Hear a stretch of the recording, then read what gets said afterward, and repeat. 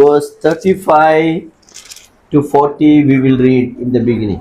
ప్రారంభంలో 35వ వచనం నుండి 40వ వచనం వరకు చదువుదాం. 11 verse 36 to 40. 36 or 35? No, okay, 30 all right, no problem. 35. 11వ అధ్యాయం 35వ వచనం నుండి చదువుదాం. నిర్ణయ కాలము ఇంకా రాలేదు గనుక అంత్యకాలము వరకు జనులను పరిశీలించుటకును పవిత్ర పరచుటకును బుద్ధిమంతులలో కొందరు కూలుదురు.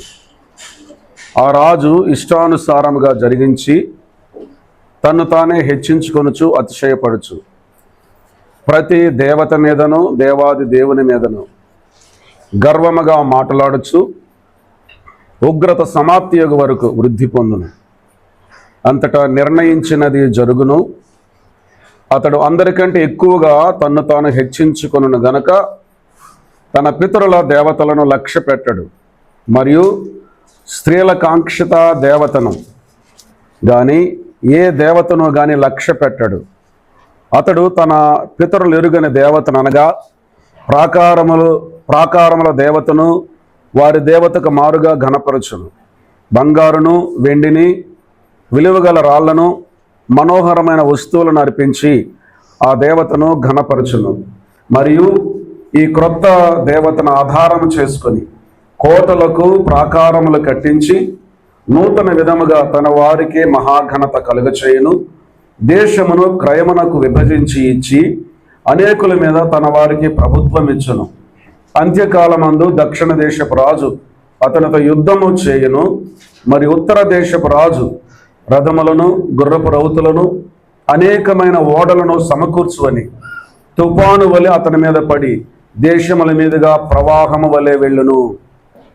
May the Lord bless the reading of the portion of the scripture. లేఖనములలో చదవబడిన వాక్య భాగాన్ని ప్రభు మన కొరకు దీవించి అనుగ్రహించును గాక. Yesterday we were talking about the significance of the First World War and the Second World War in relation with Israel. నిన్నటి దినాన ఇజ్రాయేలునకు సంబంధించి మొదటి ప్రపంచ యుద్ధం అలాగే రెండవ ప్రపంచ యుద్ధంలో గుర్తింపవలసినటువంటి విషయాలను మనం చూసాం. Whatever happening on the world, it is not accidental. The sovereign God is behind that. ప్రపంచ వ్యాప్తంగా ఏదైతే జరుగుతూ ఉందో అది కాకతాళీయంగా అనుకోకుండా జరిగింది కాదు.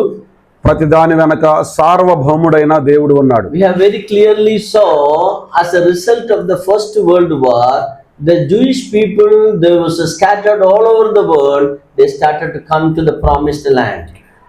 మొదట ప్రపంచ యుద్ధ కాలంలో ప్రపంచము నలుమూలలకు చెదరిపోయినటువంటి యూదులు మరలా వారు తిరిగి రావడం ప్రారంభించారు. It's called the Balfour Declaration made and everybody start to coming to the promised land. బాల్ఫోర్డ్ తీర్మానం అంటారు దాన్ని.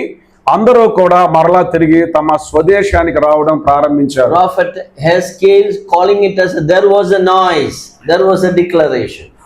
ఎహెజ్కేలు ప్రవక్త దానిని గడగడమనే ధ్వని అని బాల్ఫోర్ తీర్మానాన్ని గురించి ముందుగానే ప్రవచించాడు. In the Second World War we have seen that at the end of the Second World War the tiny nation of Israel was formed.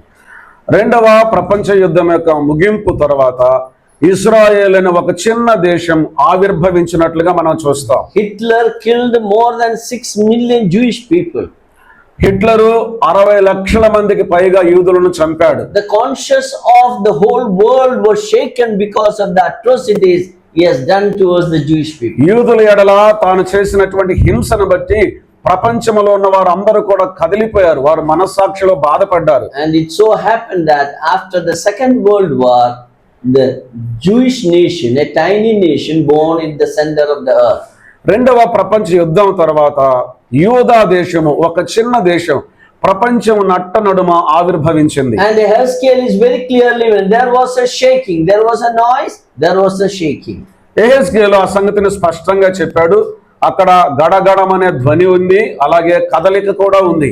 And they came together. The only one problem, notice that they were all dead bodies.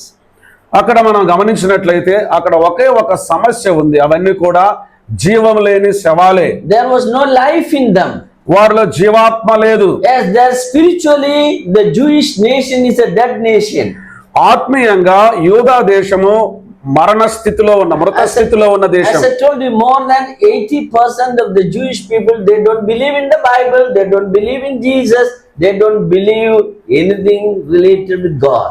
నేను మీతో చెప్పినట్లుగా 80% మంది యూదులు బైబిల్ను నమ్మరు, యేసుక్రీస్తు ప్రభువాని నమ్మరు, దేవునికి సంబంధించిన ఏ విషయాన్ని కూడా నమ్మరు. వారందరూ కూడా నాస్తికులు. Long back I happened to meet a Jewish family in Kerala. They came to see Kerala. చాలా కాలం క్రితం కేరళ రాష్ట్రాన్ని చూడటానికి వచ్చిన ఒక యూదా కుటుంబాన్ని నేను చూశాను. I was so excited to meet. They came as a tourist. I said I love Jewish people.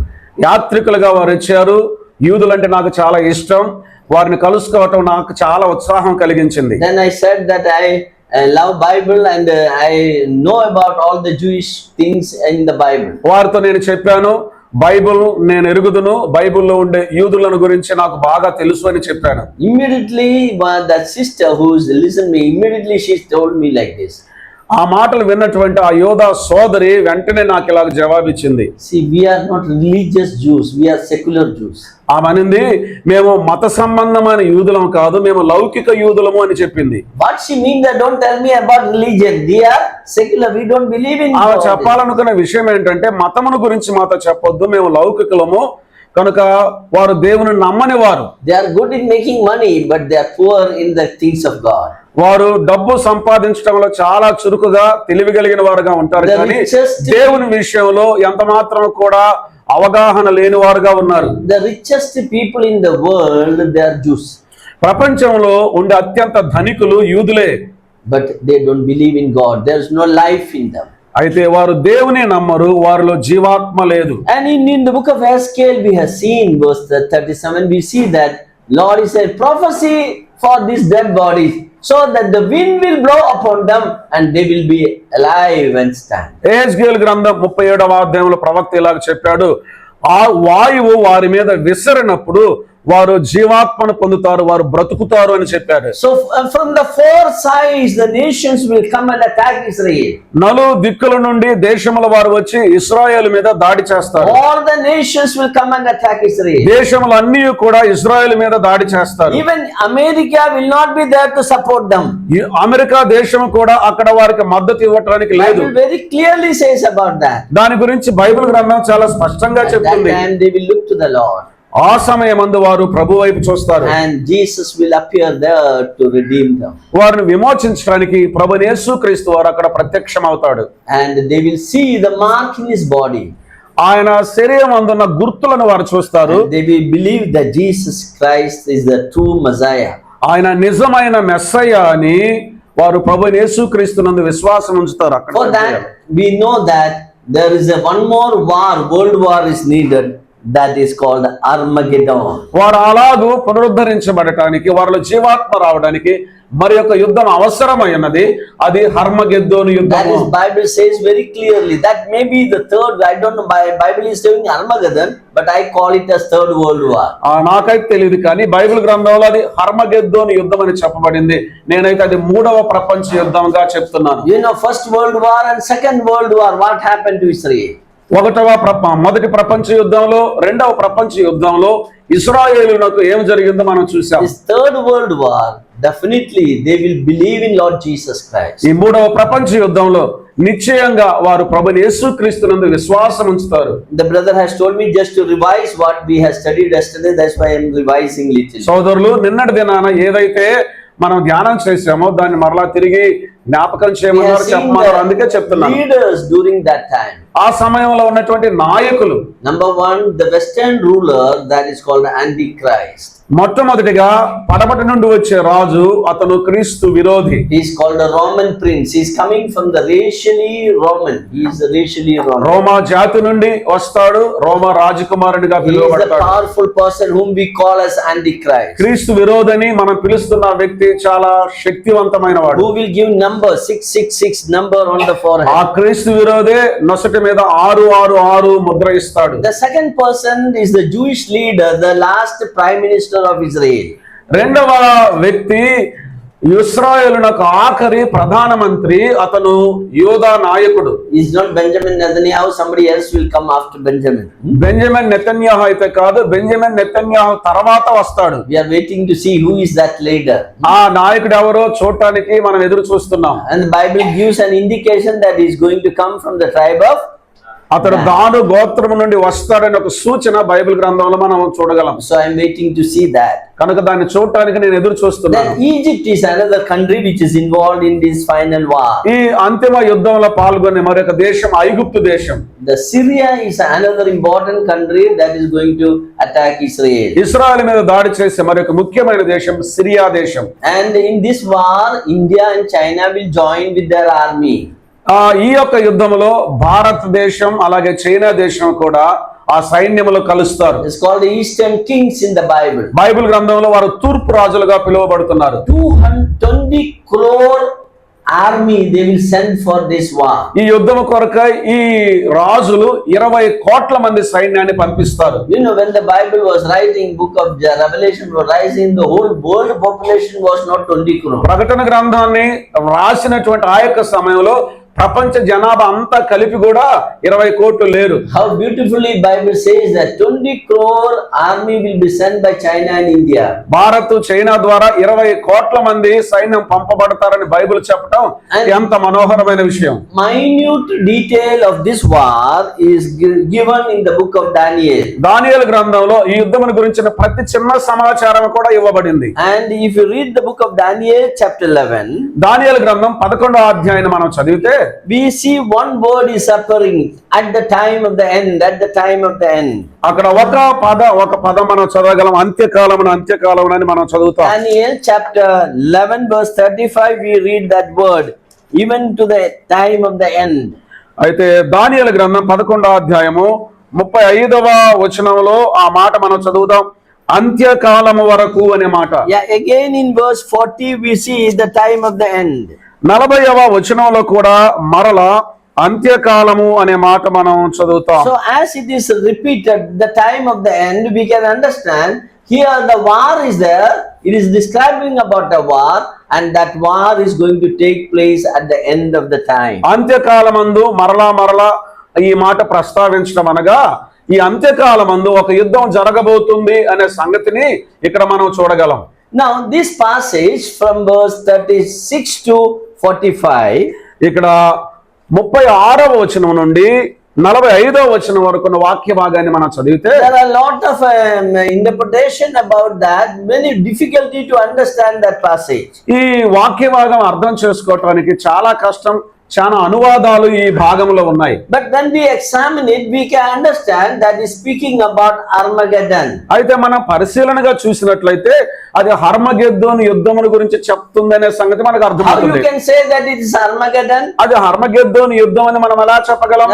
Number one, this war is going to take place at the end time. మొట్టమొదటి కారణం ఏంటంటే ఈ యొక్క యుద్ధం అంత్యకాలమున జరిగే యుద్ధము. And if you look at very carefully, జాగ్రత్తగా మనం చూస్తే and verse 44, if you look at that, we see that there is a reference about the army coming from the east.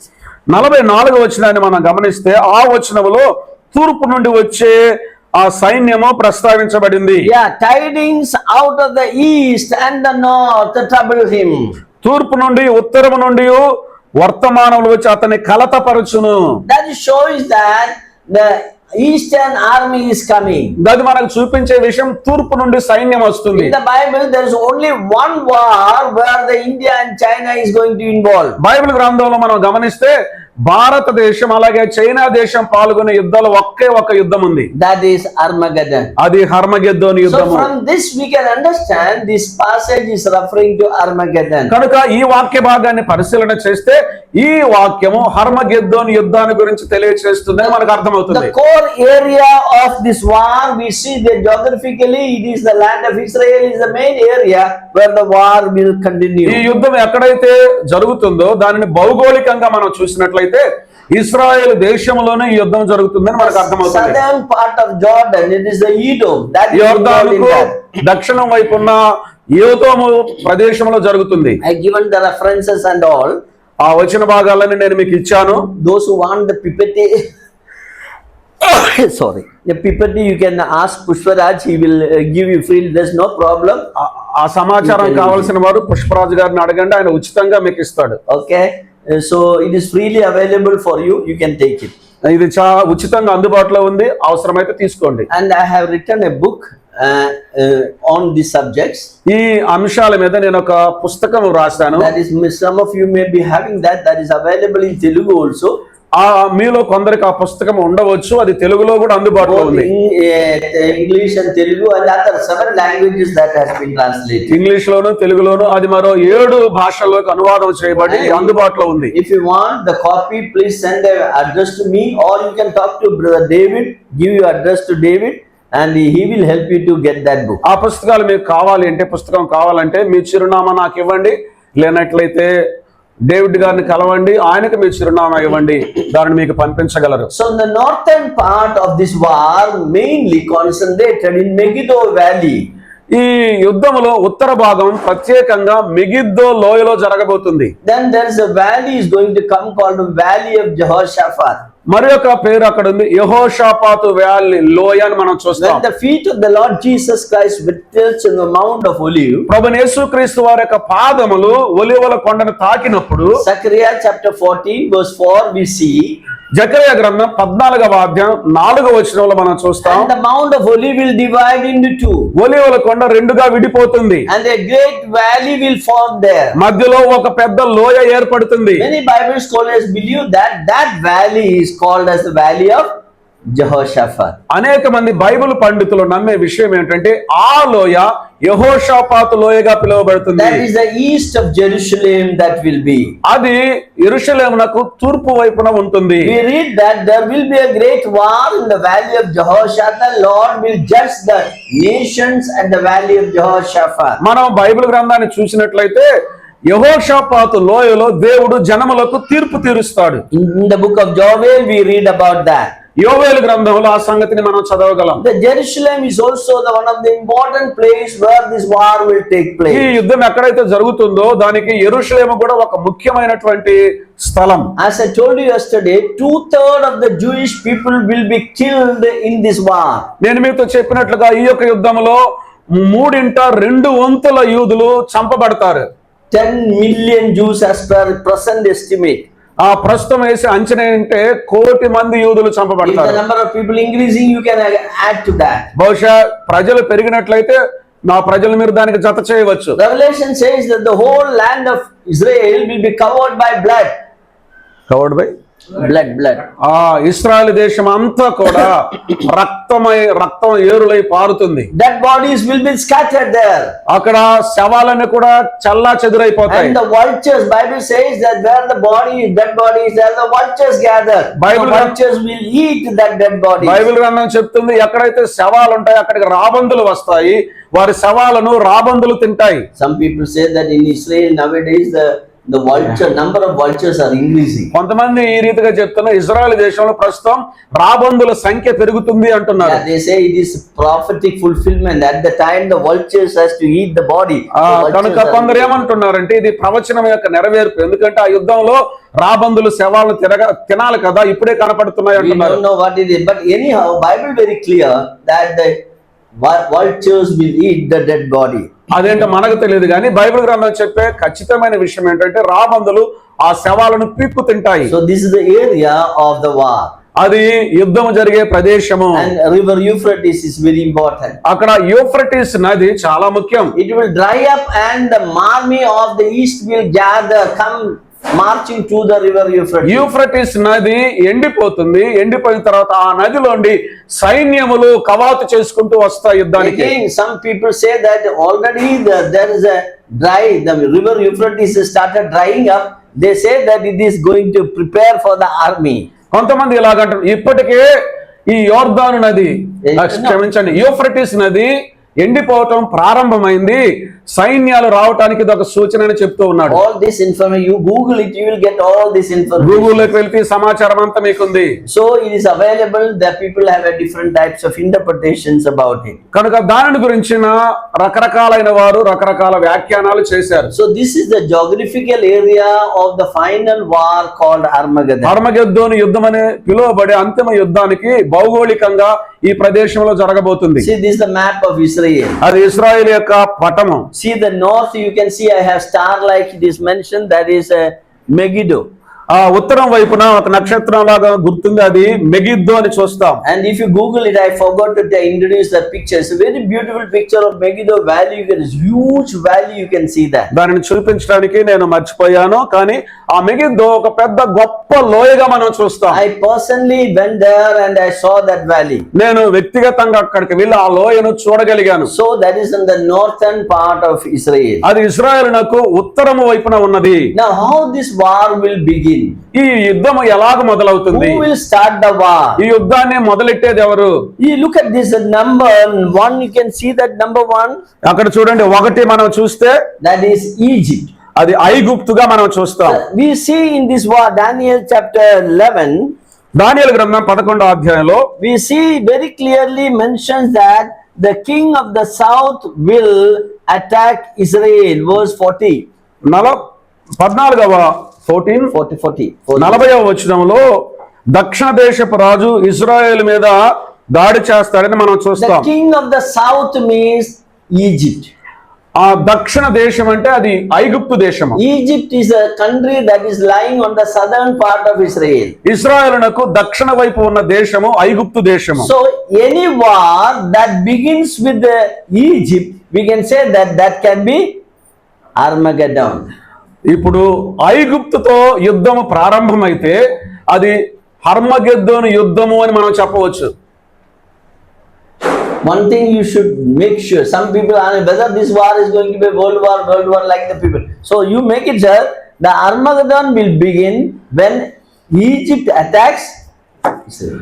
ఏదైనా యుద్ధం జరిగినప్పుడు ఇది హర్మగెద్దోను యుద్ధం, 3వ ప్రపంచ యుద్ధం అని అనేక మంది ఆలోచన చేసి పరిశీలన చేస్తూ ఉంటారు. కానీ ఏ యుద్ధం అయితే ఐగుప్తు చేత మొదలవుతుందో అది హర్మగెద్దోను యుద్ధం అని మనకు అర్థం కావాలి. Another thing you should understand, as long as we are here, the Armageddon will not start. మరొక విషయం మనకు అర్థం కావాలి, మనము భూమి మీద ఉన్నంతసేపు హర్మగెద్దోను యుద్ధం జరగదు. Only after the rapture of the church it will take. సంఘం ఎత్తబడిన తర్వాతే ఈ యుద్ధం జరుగుతుంది. Some people are very much interested to see Antichrist.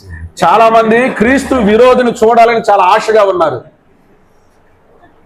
One day a brother, he came to me and said, I have got the photo of Antichrist. ఒకసారి ఒక సోదరుడు నా దగ్గరకు వచ్చి క్రీస్తు విరోధి చిత్రపటం నాకు దొరికింది The అన్నాడు. next day he brought a photo with the 666 mark on the ఆ head. మరుసటి దినాన ఆ యొక్క చిత్రపటాన్ని నా దగ్గర తీసుకుని వచ్చాడు. ఆ బొమ్మలో ఉన్న వ్యక్తి నొసటి పైన 666 ముద్ర ఉంది. Brother, see the photo of Antichrist, I got it. ఆ క్రీస్తు విరోధి ఫోటో దొరికింది చూడని చూపించాడు నాకు. I said, don't worry brother, as long as we are here, the Antichrist will not.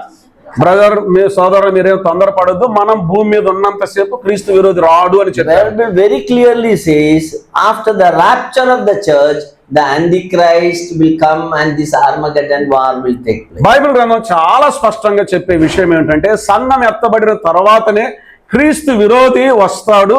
ఆ తర్వాత హర్మగెద్దోను యుద్ధం So జరుగుతుంది. when Egypt attacked Israel, ఐగుప్తు ఇశ్రాయేలుతో యుద్ధం that చేసేటప్పుడు is the beginning of Armageddon. అది హర్మగెద్దోను యుద్ధం యొక్క ప్రారంభం. The question is there, why Egypt has to attack Israel? ప్రశ్న ఏమిటంటే ఐగుప్తు ఎందుకు ఇజ్రాయెల్ మీద యుద్ధం చేయాలి? There's nothing is mentioned here. ఇక్కడ ఏమీ ఆ సంగతి ప్రస్తావించబడలేదు. But we can get a clue from the book of Revelation. కనుక ఆ ప్రకటన గ్రంథంలో ఆ జాడ మనకు దొరుకుతుంది. Revelation chapter 11 verse 2, if you read, ప్రకటన గ్రంథం 11వ అధ్యాయం 2వ వచనాన్ని గనుక నీవు we చదివితే understand that because the nation of Israel is building the temple on the Temple Mount, because of that all the Arabic nations will get upset. ఇశ్రాయేలీలు దేవాలయపు పర్వతం మీద దేవాలయాన్ని నిర్మిస్తారు కాబట్టి అరబ్ వాళ్ళందరూ కూడా ఆ విషయమై చాలా క్రోధంతో ఉంటారు. So if there is a war, next one, that war is based upon the temple, the Jewish temple. తర్వాత యుద్ధం ఏదైతే జరుగుతుందో ఆ యుద్ధానికి మూల కారణం యూదుల దేవాలయం కాబోతుంది. And we know that the Arab countries will not be happy about it. They will try to attack Israel for that. దేవాలయం నిర్మించబడటం ఇతర దేశాలకు ఇష్టం లేదు కాబట్టి ఇతర దేశాల వాళ్ళు ఇజ్రాయెల్ మీద యుద్ధం చేస్తారు. That may be the reason why Egypt is attacking Israel. ఆ కారణాన్ని బట్టి ఐగుప్తు ఇజ్రాయెల్ మీద యుద్ధం చేస్తారు. Look at the next part of the verse we see again. మరలా ఆ వచన భాగాన్ని చూద్దాం, చూడండి. The northern king also attacks. ఉత్తరపు దేశపు రాజు కూడా వారి మీద యుద్ధం Which is the చేస్తారు. northern king? ఎవరా ఉత్తర దేశపు రాజు? Syria. Syria. So look at that. At the top is the Syria. Syria also will come and attack. చూడండి, అక్కడ పైన సిరియా ఉంది. సిరియా కూడా వచ్చి వారికి యుద్ధం చేస్తారు. And it looks like that the Syria is more powerful and it will attack Israel and even attack Egypt also. Syria చాలా శక్తివంతమైనదిగా ఇజ్రాయెల్తో యుద్ధం చేసి ఐగుప్తు మీద కూడా దాడి చేయబోతుంది. You read verse 40. 40 వచనం చదువుదాం.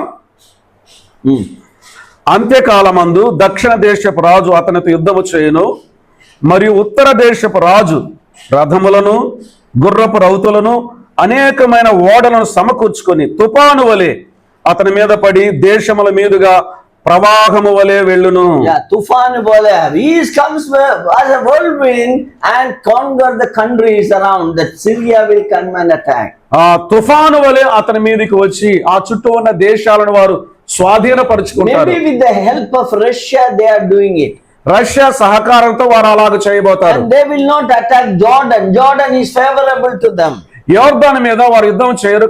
కారణం ఏంటంటే యోర్దాను వాళ్ళకు అనుకూల దేశం. Look at that. Edom, Moab and Ammon. They will not be attacked. ఏదోమీయులు, మోయాబీయులు, అమ్మోనీయులు ఉన్నారు. వారి మీద యుద్ధం చేయరు. And we see that this Syria will come to Egypt. మనకు తెలుసు ఇప్పుడు సిరియా ఐగుప్తునకు వస్తుంది. Look at that verse 42. We see that 42 we read that the Egypt will not escape. అక్కడ 42వ వచనంలో మనం చదువుతాం, ఐగుప్తు సహా తప్పించుకొననేరదు. He will take wealth from Egypt. ఐగుప్తు నుంచి సంపదను వారు కొల్లగొడతారు, The తీసుకొని వెళ్తారు. treasures of gold, silver and all the precious things of Egypt he will loot. అతడు విలువగల సమస్త బంగారు వెండి వస్తువులను ఐగుప్తు యొక్క విలువగల వస్తువులన్నిటిని వశపరుచుకొని So he will loot the Egypt, the country of Egypt. ఐగుప్తు దేశాన్ని వారు దోచుకుంటారు. And not only that, from there he will attack another two countries called Libya and Ethiopia. అంత మాత్రమే కాక అక్కడ నుండి లిబియా, ఇథియోపియా అనే ఆ రెండు దేశాల మీద కూడా యుద్ధం చేస్తాడు. So from Egypt, this king of the north, Syria, will attack Libya and Ethiopia. ఉత్తర దేశమైనటువంటి సిరియా ఐగుప్తు మీద యుద్ధం చేసి ఆ తదుపరి లిబియా, ఇథియోపియా మీద కూడా యుద్ధం చేస్తారు. When the war is so severe, ఆ యుద్ధం చాలా భయంకరంగా జరుగుతుండగా India and China will send their army.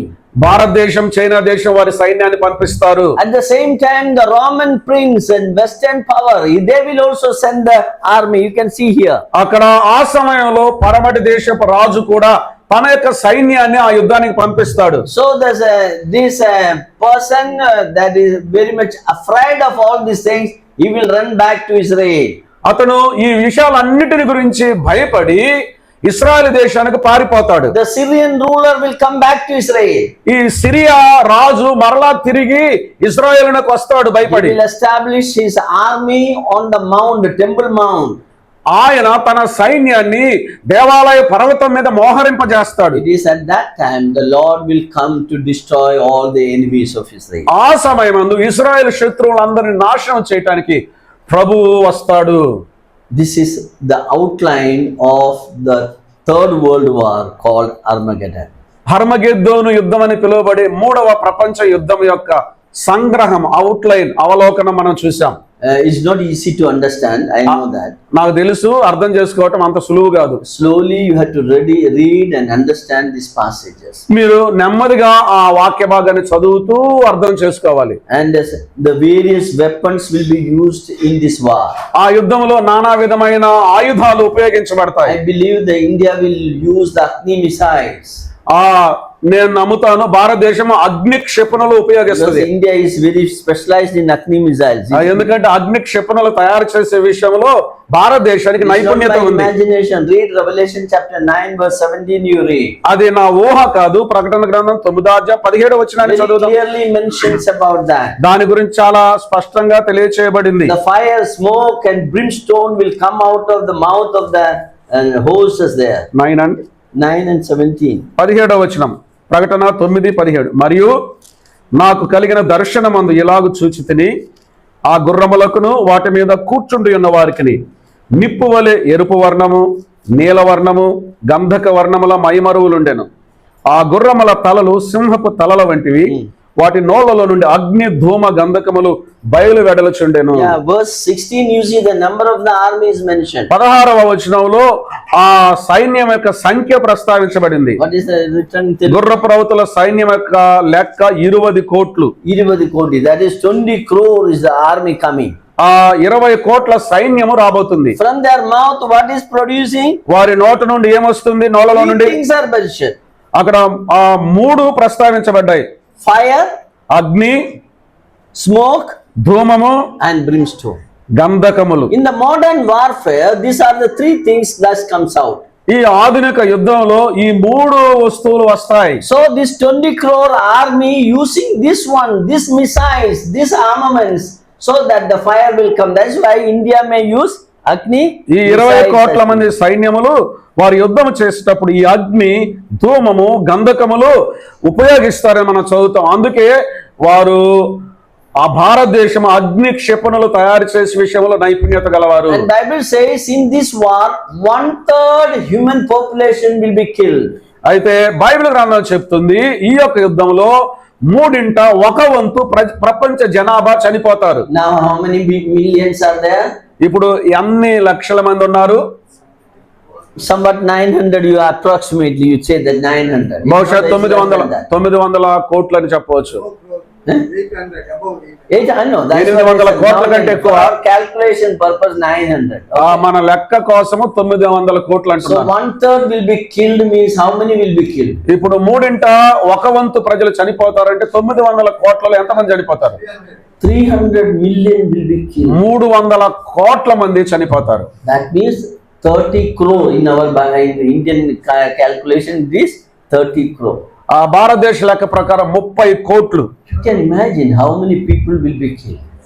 చూడండి ఎంత మంది ప్రజలు Look at that, here చంపబడతారు. it is mentioned verse 18 you read very clear it is. 18వ వచనం చదవండి, చాలా స్పష్టంగా ఉంది. ప్రకటన 9:18 ఈ 3 దెబ్బల చేత అనగా వీటి నోళ్లలో నుండి బయలు వెడలుచున్న అగ్ని, ధూమ, గంధకముల చేత మనుషులలో 3వ భాగము చంపబడెను. That is 1/3 of the human population will be killed. కనుక 1/3 ప్రపంచ జనాభా అంతా కూడా చంపబడతారు. In this war atomic bomb will be used. Nuclear bombs. ఇక్కడ అణు బాంబులు ఉపయోగించబడతాయి. Nuclear. We read Revelations 14 verse 12. Very clear reference of the nuclear explosion. అక్కడ అణు విస్ఫోటనాన్ని గురించి 14వ అధ్యాయం, ప్రకటన గ్రంథం 14వ అధ్యాయము, Zechariah chapter 14 verse 12. జకరియా గ్రంథము 14వ అధ్యాయం 12వ వచనం. ఇక్కడ అణు విస్ఫోటనం గురించి మనం చదువుదాం. Zechariah 14:12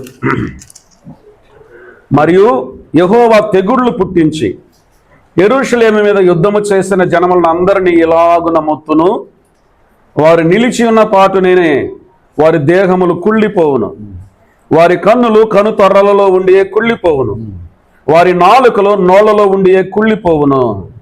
Those who know the atomic explosion can easily understand this one. అణు విస్ఫోటనమును గురించి ఎరిగిన వారు దీనిని గురించి బాగా అర్థం When చేసుకోగలరు. the atom bomb explodes, ఈ యొక్క అణుబాంబు పేలినప్పుడు the core temperature is increasing so much. అక్కడ ఈ యొక్క ఉష్ణోగ్రత ఎంతగానో ఎక్కువగా పెరిగిపోతుంది. In Hiroshima, Nagasaki, when the atom bomb was exploded, Hiroshima, Nagasaki మీద ఆ అణుబాంబును ప్రయోగించినప్పుడు at the center of the core area of that explosion, the temperature was 1 lakh degrees centigrade. ఆ విస్ఫోటనం జరిగిన ఆ స్థలములో ఉన్నటువంటి ఉష్ణోగ్రత ఎంత అంటే 1,00,000 డిగ్రీల centigrade. Not only that, they emit a lot of radiation. దానిలో చాలా ధార్మిక శక్తి విడుదలవుతుంది. Because of the radiation and temperature, if you are standing about 100 miles away also, no problem. What will happen? All you will melt away. ధార్మిక శక్తిని బట్టి జరిగేటువంటి విషయం ఏమిటంటే, నువ్వు ఒక 100 కిలోమీటర్ల దూరంలో ఉన్నప్పటికీ కూడా నీ శరీరం అంతా కూడా కరిగిపోతుంది. The radiation is such that the entire muscles will degenerate and ఆ ధార్మిక శక్తి ఎంత భయంకరమైందంటే శరీర అవయవాలు కూడా కుళ్ళిపోతాయి. as I said always, when you stand there, you will melt like ice cream. నేను చెప్తాను, నువ్వు అక్కడ నిలబడిన చోటనే ఉన్న పాటనే ఐస్ లాగా కరిగిపోతావు. Look at that. That is what is described. When you stand, the muscles will degenerate. ఇక్కడ చెప్పబడిన విషయం అదే, ఉన్న పాటనే కుళ్ళిపోదురు అని. And the eyes will melt inside the socket. కన్నులు కనుతొర్రలలో ఉండి The కుళ్ళిపోవును. tongue will melt away inside the mouth. నాలుక నోటిలో ఉండి కుళ్ళిపోవును. That is very clearly suggests that it is a radiation effect because of దాని that. చాలా స్పష్టంగా చెప్పే విషయం ఏంటంటే, అది ధార్మికత యొక్క ప్రభావం అలా ఉంటుంది. And the first country that attacked Israel is Iraq. అయితే ఆ సమయంలో ఇజ్రాయెల్ మీద దాడి చేసే మొదటి దేశం ఇరాక్ దేశం. Definitely all the countries, those who attacked Israel will suffer by atomic explosion. Israel దేశం మీద యుద్ధం చేసి దాడి చేసిన వారందరూ కూడా ఈ అణు విస్ఫోటనం ద్వారా నష్టపోతారు. చాలా భయంకరమైన పరిస్థితుల్లోకి వెళ్ళిపోతారు.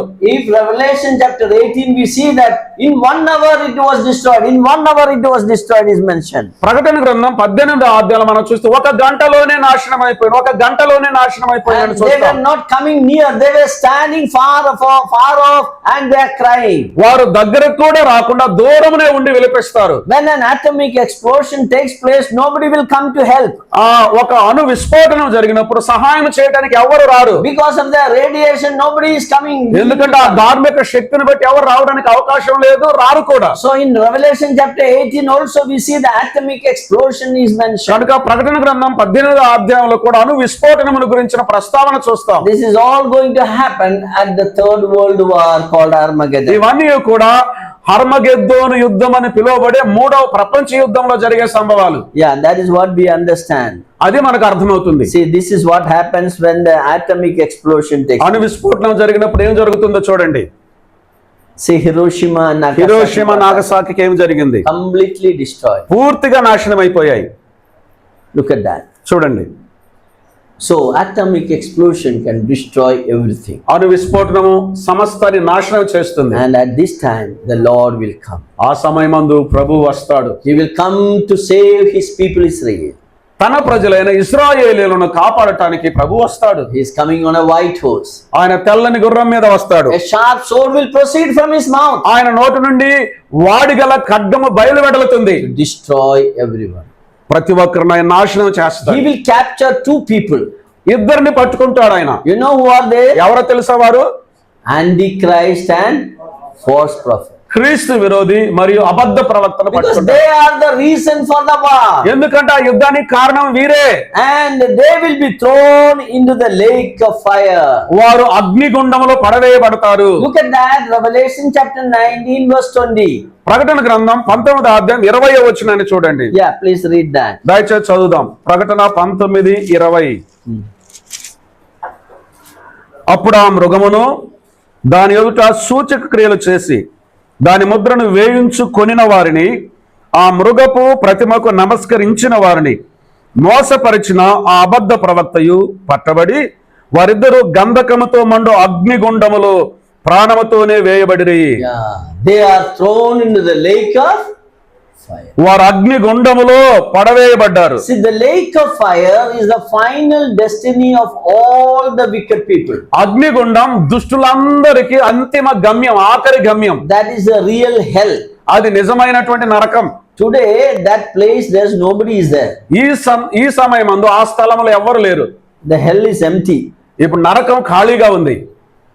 Then you may be wondering, suppose a person is dying as a sinner, where they are going? బహుశా మీకు ఇప్పుడు ఒక సందేహం రావచ్చు, ఒక పాపి మరణిస్తే, రక్షింపబడిన వ్యక్తి మరణిస్తే ఇప్పుడు ఎక్కడికి వెళ్తారు? They are going to a place called a torment. In the Bible we see that. Bible గ్రంథంలో మనం చూస్తే వారు యాతనకరమైన స్థలంలోనికి వెళ్తారని. Luke's Gospel chapter 16 we read about the death of a rich man and Lazarus. లూకా రాసిన సువార్త 16వ అధ్యాయంలో లాజరు ధనవంతుని వారి మరణాలు మనం చూస్తాం. When the rich man died, where he went? ధనవంతుడు చనిపోయినప్పుడు ఎక్కడికి వెళ్ళాడు?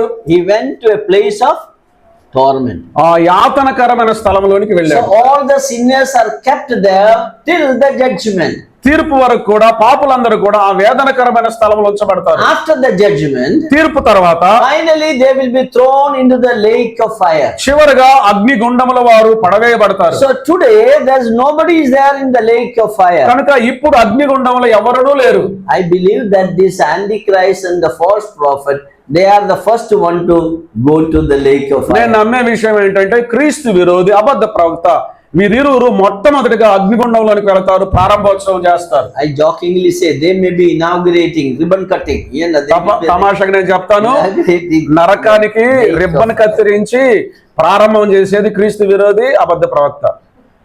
And it is mentioned they will be thrown alive. ప్రాణముతోనే వారు పడవేయబడిరని There చూస్తాం. are two people who went to heaven alive. ఇద్దరు వ్యక్తులు ప్రాణంతోనే పరలోకానికి వెళ్ళారు. Who are they? ఎవరు వారు? Enoch and Elijah. హనోకు, ఏలియాలు. Same way, అదే విధంగా these two people will go to hell alive.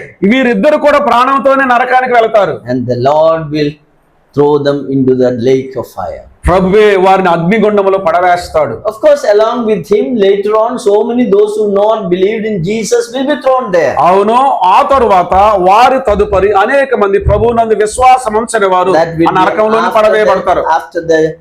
after the judgment, they will be thrown. తీర్పు తర్వాతనే వారు నరకములో పడవేయబడతారు. Actually, I thought of skipping these points, but I thought of starting with a very interesting topic of Iran. అయితే వాస్తవానికి ఈ సంగతులను తప్పించి Iran యుద్ధం గురించి నేను మాట్లాడాలని అనుకున్నాను. Because the Bible says about the one day Iran will attack Israel. Bible గ్రంథం చెప్తున్న విషయం, ఒక దినాన ఇరాక్ ఇశ్రాయేల్ మీద యుద్ధం చేస్తుంది. What is the significance of the present war that I want to tell you? I will continue that study. ప్రస్తుతం జరుగుతున్నటువంటి యుద్ధంలో గుర్తించవలసిన సంగతులు ఏంటో నేను చెప్పి తర్వాత ఆ విషయంలోనికి మనం వెళ్దాం. So I will just briefly, before that, I will give briefly the present development in the world which will help us to understand that we are living at the time of the Lord's coming. అందుకంటే ముందుగా మన ప్రభు రాకడ దినాల్లో ఉన్నాం అనడానికి ప్రపంచ వ్యాప్తంగా జరుగుతున్నటువంటి అభివృద్ధి ఏందో అందుని గురించి కొన్ని విషయాలు క్లుప్తంగా మీకు There చెప్తాను. is one clear prophecy about the future, that is at the end time, before the coming of the Lord, the city of Babylon will be rebuilt again. అయితే ప్రభు రాకడకు ముందుగా అంత్య దినాలలో చివరి రోజుల్లో జరిగే విషయాల్లో సంఘటనలో ఒక ముఖ్యమైనది ఏమిటంటే బబులోను తిరిగి కట్టబడుతుంది. Yeah, Zechariah chapter 5 verse 5 to 11, if you read that, the Babylon is going to be rebuilt as a commercial city is mentioned. Zechariah గ్రంథం 5వ అధ్యాయం 5వ వచనం నుండి 11వ వచనం వరకు మనం చదివితే బబులోను పట్టణం ఒక వ్యాపార కేంద్రముగా మరలా కట్టబడబోతుంది. The old Babylon today is known as Iraq. పాత బబులోను ఇప్పుడు ఇరాక్ అని పిలువబడుతుంది. So Iraq is going to be rebuilt again. That is what the Bible prophecy says. Bible ప్రవచనం చెప్పే విషయం ఏమిటంటే ఇరాక్ దేశం మరలా కట్టబడుతుంది. So I was just searching when it is going to happen, when it is going to happen. ఎప్పుడు అది జరుగుతుందని నేను పరిశీలించడం మొదలు పెట్టాను. But in the recent years, అయితే ప్రస్తుతం ఇప్పుడున్నటువంటి ఈ సంవత్సరాల్లో a huge city is built near the border of Iraq. Iraq కు సమీపంలో ఒక గొప్ప పట్టణము కట్టబడుతూ ఉంది. I hope you might have heard about this city. That city is called a Neom city. ఈ పట్టణమును గురించి బహుశా మీరు విని ఉంటాడు, అది వ్రేలాడే పట్టణము అని. NEOM. Heard about that city? The biggest city that ever man has imagined. That is ఈ నియోమ్ అనేటువంటి యొక్క నగరము ఎంత పెద్దది అంటే మానవుడు ఎన్నడూ కూడా అంత పెద్ద పట్టణాన్ని ఊహించి ఉండడు. more than 30 times bigger than New York City. New York city కంటే కూడా 30 అంతలు పెద్దది. That's already the city building is started and they are inaugurated some part of that city. ఇప్పటికే ఆ పట్టణం యొక్క కట్టడం ప్రారంభమైంది, కొంత ప్రారంభోత్సవం కూడా చేశారు. And it is around $500 million they are spending on this one. 500 billion. Billions. ఆ 500 billions. Billions. Billions. Okay, you say 500 billions. Okay. 500 బిలియన్ల డబ్బు అది దానిని కట్టడానికి ఖర్చు పెడుతున్నారు. See, around 10,200 square mile is the area of this coastal city. ఆ యొక్క పట్టణం యొక్క వైశాల్యము 10,200 మైళ్ళు. That is the coast area. Seaside itself around 460 miles are there. ఆ కోస్తా అంటే సముద్ర తీరానే 406 460. 460 మైళ్ళ దూరం ఉంటుంది సముద్ర తీరమున. See, at the end, that is 33 times larger than. New York మహానగరం కంటే 33 అంతలు పెద్దది. So the Bible scholars believe that the Neom city probably is referring to the rebuilding of Iraq. ఈ బైబిల్ పండితులు నమ్మే విషయం ఏంటంటే ఈ నియోం మహానగరం ఏదైతే ఉందో అదే నూతనంగా లేక మరలా కట్టబడుతున్న బబులోను పట్టణము. Now if you look at the geography, this is the geographical area of the Neom city. ఈ భౌగోళికంగా మనం చూస్తే మనం చూడగా అది మనకు కనిపిస్తున్నటువంటి చిత్రపటంలో కనిపిస్తున్నది అది నియోం మహానగరం. Today the money for this city built up is spent by Saudi Arabia. ఈ పట్టణాన్ని కట్టడానికి ఆ ఎర్ర రంగులో ఉన్నది ఆర్థిక సహాయం చేస్తుంది సౌదీ అరేబియా దేశం. It is the plan of the present prince who is in Saudi Arabia. That is, he is the one. He has a mega plan of building this city. ప్రస్తుతము సౌదీ అరేబియా రాజకుమారునిగా ఉన్నటువంటి వ్యక్తి ఈ యొక్క పట్టణాన్ని కట్టడానికి కారణం అతనే ప్రణాళిక చేసి కట్టిస్తున్నాడు. Look at that. The city is located between Egypt, Israel, and Jordan. ఆ పట్టణం ఎక్కడ ఐగుప్తు, ఇజ్రాయేలు, యోర్దాను ప్రాంతాల్లో నిర్మించబడుతుంది. So I was just thinking about it from so many years. I was wondering when this city is going to build up, when is going to come. చాలా సంవత్సరాలుగా నేను ఆలోచన చేస్తున్నాను ఎప్పుడు ఈ పట్టణం కట్టబడుతుంది, ఎప్పుడు కడతారని ఆలోచన But చేస్తున్నాను. this Neom city actually Saudi Arabia is building.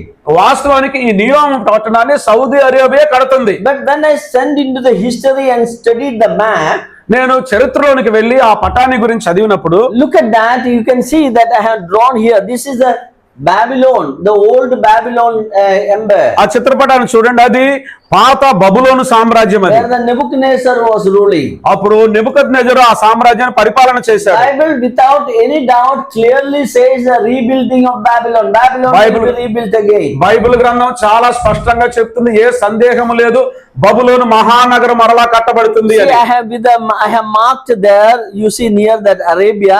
You can see a square is there. There I wrote it down. Neom. You can. అక్కడ నేను ఒక గుర్తు పెట్టి అక్కడ వ్రాసాను, నియోం అనేటువంటి పేరు రాయబడింది చూడండి. Have you seen? Can you see that? అది మీరు చూడగలుగుతున్నారా? That is the area where this new city is built up.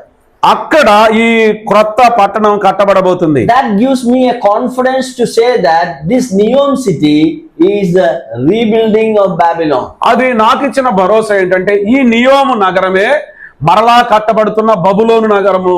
Today geographically this is coming under Saudi Arabia. ఇది ప్రస్తుతం భౌగోళికంగా మనం చూస్తే సౌదీ అరేబియా ప్రాంతంలో వస్తుంది. But historically this portion is originally belonging to Babylon. అయితే చారిత్రాత్మకంగా మనం చూస్తే ఆరంభంలో అది బబులోనుకు సంబంధించినటువంటి ప్రదేశం. Why I showed you this? Because things happening around us is very clearly suggest that coming of the Lord is very near. ఈ సంగతులు మీదటికి ఉంచడానికి గల కారణం ఏంటంటే వీటన్నిటిని గురించి మనం ఆలోచన చేస్తూ ఉండగా ప్రభు రాకడ ఎంతో సమీపముగా ఉన్నదనే సంగతి మనకు అర్థమవుతుంది. In the book of Revelation, if you study, ప్రకటన గ్రంథంలో మనం చదివితే we see a long list of the items that is going to be sold in the city of Babylon. బబులోను మహానగరంలో అమ్మబడే వస్తువుల యొక్క జాబితా పట్టి మనం అక్కడ చూస్తాం. Look at that chapter 18 we read that. 18వ అధ్యాయంలో మనం చూస్తాం. Verse 12 and 13, if you see the merchandise of the city is mentioned. తెలుగులో 11 నుంచి 14 వచనాల వరకు కలిసి ఉన్నాయి. అక్కడ వ్యాపారములు, వర్తకులు చేసే వ్యాపారం, అందులో వస్తువులు ఏంటో ఉన్నాయి. Yeah, look at what are the things that is going to be sold there. అక్కడ అమ్మబడే వస్తువులను ఏంటో చూడండి. లోకములోని వర్తకులను ఆ పట్టణమును చూచి ఏడ్చుచు తమ సరుకులను అనగా బంగారు, వెండి, రత్నములు, ముత్యములు, సన్నపనార బట్టలు, గోదారంగు బట్టలు, పట్టు బట్టలు, రక్తవర్ణపు బట్టలు మొదలైన సరుకులను, ప్రతి విధమైన దబ్బం రానును, ప్రతి విధమైన దంతపు వస్తువులను, మిక్కిలి విలువ గల కర్ర, ఇత్తడి, ఇనుము, చలువరాళ్ళు మొదలైన వాటితో చేయబడిన ప్రతి విధమైన వస్తువులను, దాల్చిన చెక్క, ఓమము, ధూపద్రవ్యములు, అత్తరు, సాంబ్రాణి, ద్రాక్షరసము, నూనె, మెత్తని పిండి, గోధుమలు, పశువులు, గొర్రెలు మొదలగు వాటిని, గుర్రములను, రథములను, దాసులను, మనుషుల ప్రాణములను ఇక మీదటి ఎవడనూ కొనడు. నీ ప్రాణమునకు ఇష్టమైన ఫలములు నిన్ను విడిచిపోయిను, రుచ్యమైనవన్నీ దివ్యమైనవన్నీ నీకు దొరకకుండా నశించిపోయినవి. అవి ఇక మీదట కనబడవని చెప్పుకొనుచు దానిని గురించి దుఃఖపడుదురు. Some of the items you noted that it looks so that India is involved in this business. ఈ పట్టిక మనం చదివినప్పుడు వాటిలో కొన్ని వస్తువులను మనం చూడగా వీటిలో భారతదేశానికి కూడా పాలు పంపులు ఉన్నాయని అర్థమవుతుంది. Sandalwood is there. అక్కడ శాండిల్, ఎర్ర చందనమా? చందనం. Okay, చందనం. Okay. Yeah. Cinnamon, దాల్చిన చెక్క, is there, and all the spices are different types of spices are there. రకరకాలైనటువంటి ధూప ద్రవ్యములు. Ivory, ivory is mentioned. దంతాలు కూడా అక్కడ ప్రస్తావించబడ్డాయి. Because ivory, the elephants are only in India and Africa.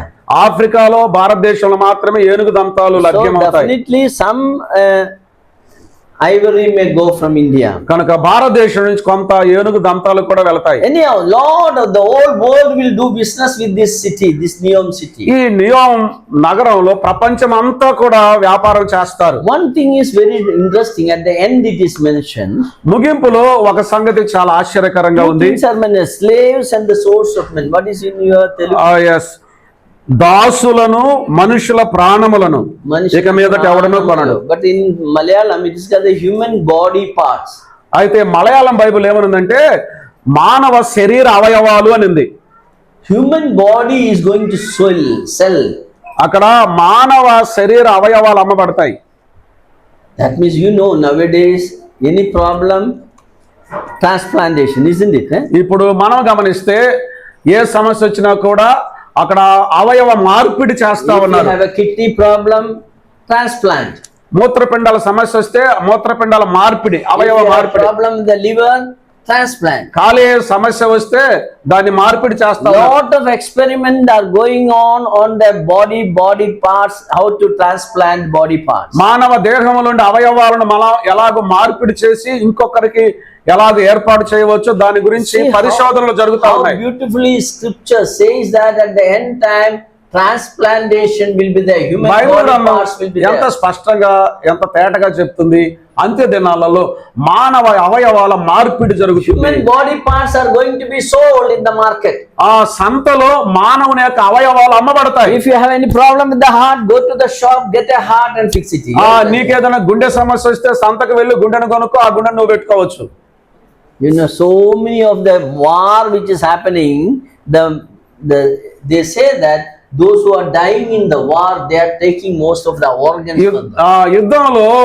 యుద్ధాల గురించి వింటున్నటువంటి వార్త ఏమిటంటే యుద్ధములు ఎవరైతే చనిపోతారో ఆ చనిపోయిన వారి యొక్క అవయవాలను సేకరిస్తా ఉన్నారు. Even nowadays people are afraid for surgery because the doctor will take one kidney. ఈ దినాలలో ఈ శస్త్రచికిత్స చేయించుకోవటానికి కూడా భయపడుతున్నారు. కారణం ఏంటంటే డాక్టర్లు ఒకరి బాగున్న మూత్రపిండాన్ని తీసేసి వేరే వాళ్ళకు అమరుస్తారని భయపడుతున్నారు. How much money they will get? ఒక మూత్రపిండానికి ఎంత డబ్బు ఖర్చు పెడతారు?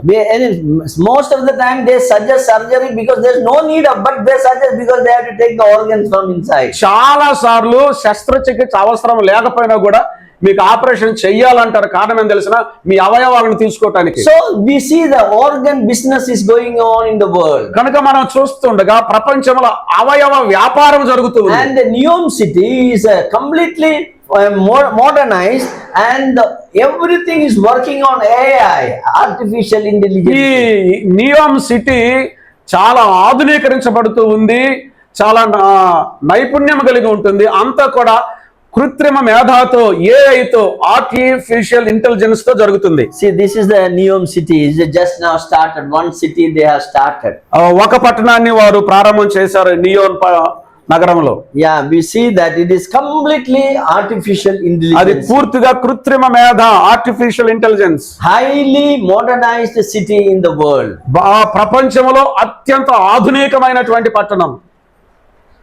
things are happening, it shows that our coming of the Lord is very near. సంగతులు జరుగుతూ ఉండగా అది మనకు చూపించే విషయం మన ప్రభు యొక్క రాకడ చాలా సమీపంగా Within ఉంది. 20 minutes, you can travel more than 700 miles.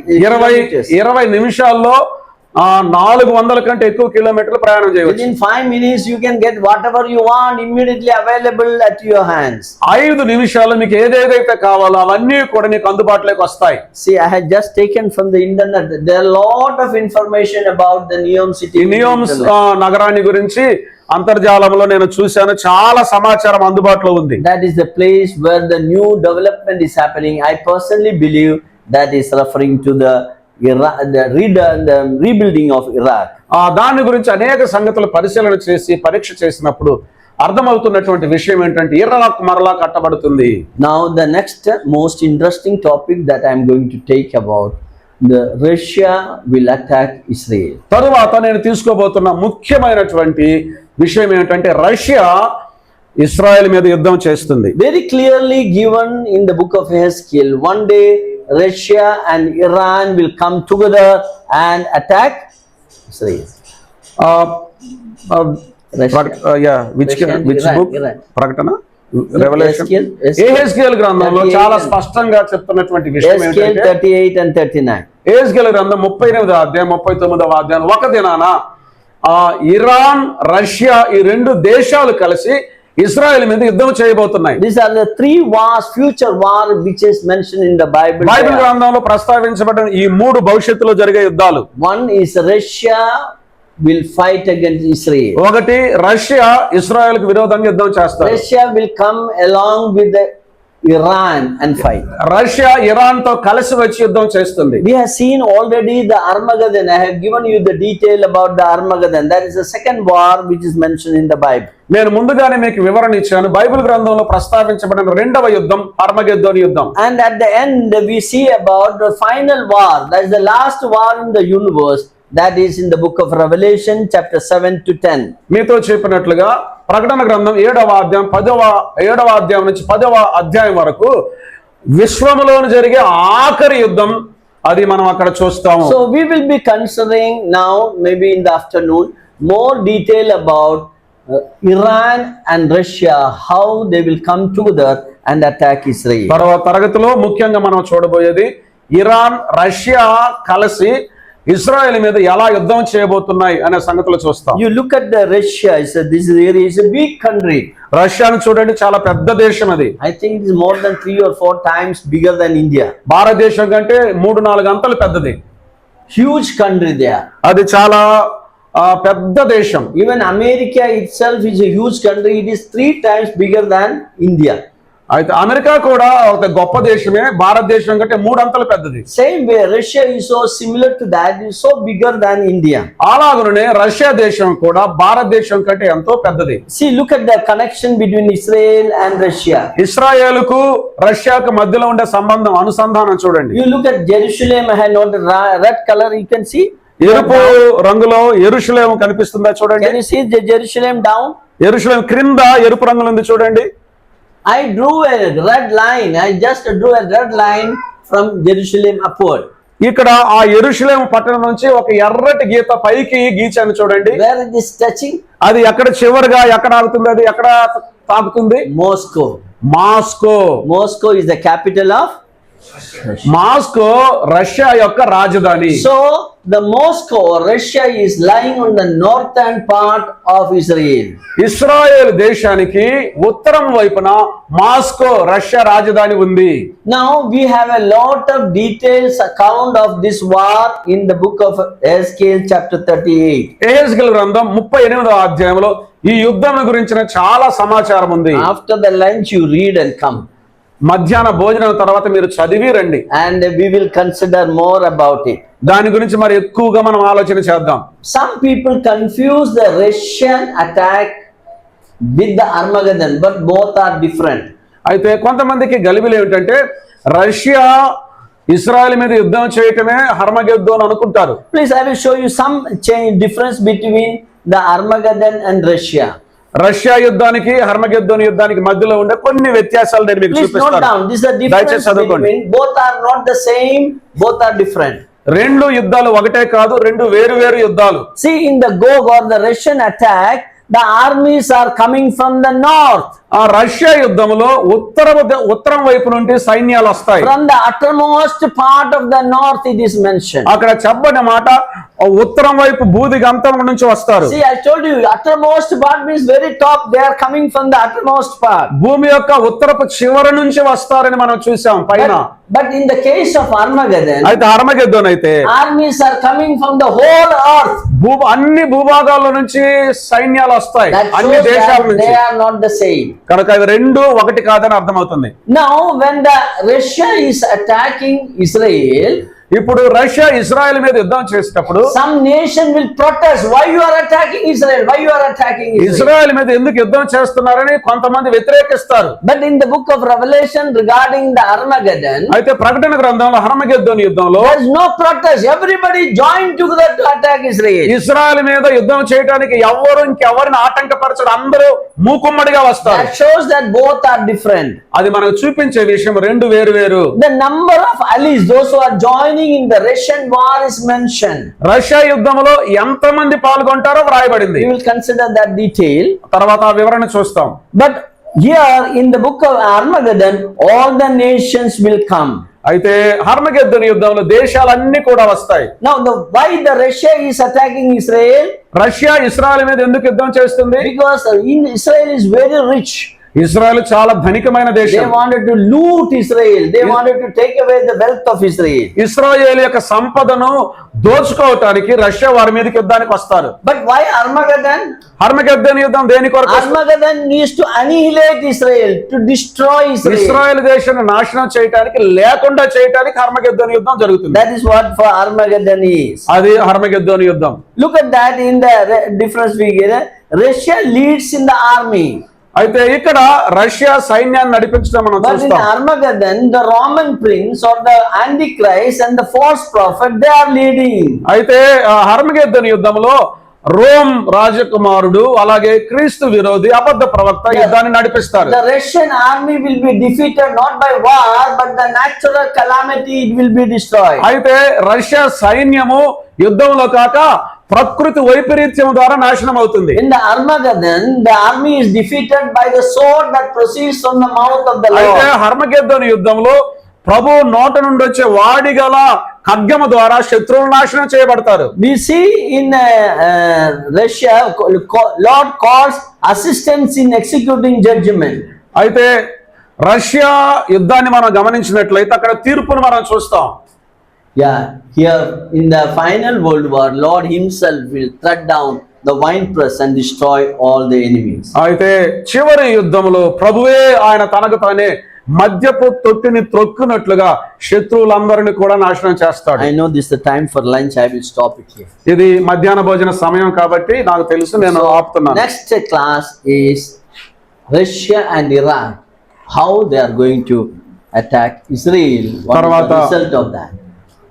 Russia Iran Israel మీద ఎలాగో దాడి చేయబోతుందో, యుద్ధం చేయబోతుందో ఆ సంగతిని చూస్తాం. That is very important war. Everybody is watching that events in the Bible to see when it is going to happen. అది చాలా ముఖ్యమైన యుద్ధం. అందరూ కూడా ఎప్పుడు జరుగుతుందా అని బైబిల్లో దాని గురించి వెతుకుతూ ఉన్నారు. That is very much connected to the present war which is happening in Iran. అయితే ప్రస్తుతం జరుగుతున్న ఇరాన్ యుద్ధానికి అది ఎంతో సంబంధం కలిగి ఉంది. So we will consider that if God willing. God willing ఆ సంగతిని గురించి మనం ఆలోచన చేస్తాం. May God bless.